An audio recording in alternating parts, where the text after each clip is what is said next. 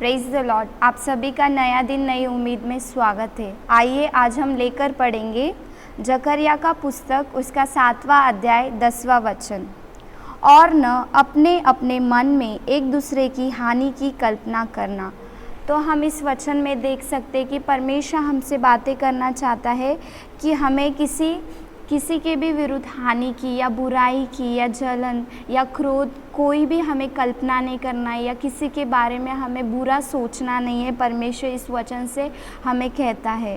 हम एक उदाहरण को ले सकते हैं, ये सब आप जानते हैं इस उदाहरण को। उत्पत्ति उसका 4वां अध्याय 8वां वचन। तब कैन ने अपने भाई हाबिल पर चढ़कर उसे घात किया। तो हम देख सकते हैं कि कैन ने अपने भाई हाबिल की हानि करने का विचार किया, क्योंकि परमेश्वर ने हाबिल की भेंट को ग्रहण किया लेकिन कैन की भेंट को ग्रहण नहीं किया। तो कैन अब परमेश्वर के सामने कैन कह सकता था कि मैं उत्तम भेंट, अगर मेरे भाई ने हाबिल ने उत्तम भेंट चढ़ाया है तो मैं भी उत्तम भेंट नेक्स्ट टाइम मैं चढ़ाऊँगा कर इस बार अगर परमेश्वर ने ग्रहण नहीं किया है तो अगली बार ग्रहण करेगा। लेकिन उसने अपने भाई की हानि करने की ठानी और उसने अपने भाई को घात किया, जिसके कारण क्या हुआ हम उत्पत्ति 4वां अध्याय उसके 11वें वचन में हम देख सकते हैं। इसीलिए अब भूमि जिसने तेरे भाई का लहू तेरे हाथ से पीने के लिए अपना मुंह खोला है, उसकी ओर से तू शापित है। और उत्पत्ति 4:12 में हम देख सकते हैं, चाहे तू भूमि पर खेती करे तो भी उसकी पूरी उपज फिर तुझे न मिलेगी और तू पृथ्वी पर भटकने वाला और भगोड़ा होगा। कैन ने अपने भाई की हानि की ठानी, उसने अपने भाई का घात किया। इसीलिए क्या हुआ, इसीलिए वो शापित हो गया। और वो जो परमेश्वर बोलता है कि जो भूमि की उपज है तू उसको पूरी रीति से नहीं पाएगा। मतलब कि जब हम किसी के बारे में हानि करने का या बुराई करने का सोचते तो क्या होता है कि हमें वो शापित हो जाता है और हमारे जो हाथों के काम है उसमें आशीष नहीं होता। जैसे कैन भगोड़ा हो गया, मतलब वो एक जगह पे स्थिर नहीं रह सका। तो वैसे ही हम अगर किसी के हानि के बारे में सोचते हैं तो हम किसी जगह पर एक जगह पे स्थिर नहीं रहते हैं। तो इसीलिए हमें कभी भी किसी के बारे में बुरा नहीं सोचना है, किसी के बारे में जलन नहीं रखना है, ना क्रोध करना है।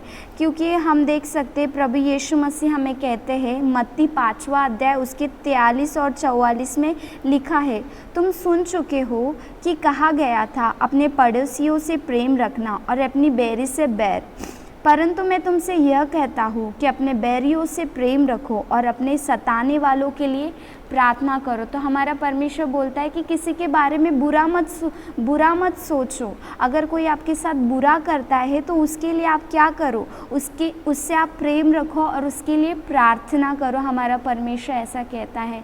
जब यीशु मसीह क्रूस पर था, यीशु मसीह के साथ लोगों ने कितना गलत व्यवहार किया, उसको मारा, उसको थूका, उसको नंगा किया, उन लोगों ने उसके कपड़ों पर चिट्ठी डाला। लेकिन परमेश्वर क्रूस पर क्या बोलता है, हे परमेश्वर ये नहीं जानते ये क्या कर रहे हैं, इन्हें क्षमा कर। तो हमारा परमेश्वर कितना प्रेमी है, अपने प्रेम को प्रकट करता है। वो बोलता है कि मैं पापियों के लिए आया कि उनका उद्धार करूं।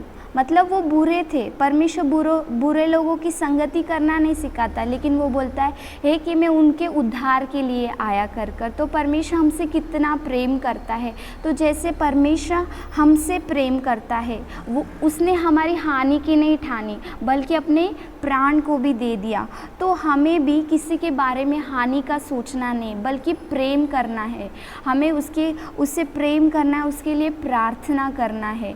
और जब हम उनसे प्रेम करेंगे, अगर कोई हमारे बारे में बुरा कहता है या बुरा करता है, अगर हम उनसे अच्छे से बात करेंगे, व्यवहार करेंगे, उनसे प्रार्थना करेंगे, तो उसके द्वारा हम परमेश्वर के प्रेम को प्रकट करेंगे। और इससे क्या होगा, वो सामने वाला व्यक्ति उसके जीवन में परिवर्तन होगा। तो अगर हम किसी के बारे में हानि की नहीं सोचते हैं और हम प्रेम से व्यवहार करते हैं तो ये दूसरे के जीवन को बदल सकता है। इसीलिए हमें एक दूसरे से प्रेम करना है, हानि का कभी नहीं सोचना, क्योंकि अगर हम प्रेम करेंगे तो ये हमारे लिए ही आशीष का कारण है। आइए हम आखिर में एक वचन पढ़कर प्रार्थना की ओर जाएंगे। हम पढ़ेंगे यूहन्ना उसका 13वां अध्याय 34वां वचन। मैंने तुम्हें एक नई आज्ञा देता हूँ कि एक दूसरे से प्रेम रखो। जैसे मैंने तुमसे प्रेम रखा है वैसे ही तुम भी एक दूसरे से प्रेम रखो। तो हमें एक दूसरे से प्रेम रखना है, किसी के बारे में हानि का नहीं सोचना है। तो ये हमारे लिए भी आशीष रहेगा और सामने वाले के लिए भी आशीष रहेगा। आइए हम प्रार्थना की ओर जाएंगे। स्तुति हो परमेश्वर, सुंदर समय के लिए धन्यवाद हो परमेश्वर। देखने वाले हर एक को आपके हाथों में सौंपते प्रभु, इस वचन से हर एक को आशीष कीजिए परमेश्वर।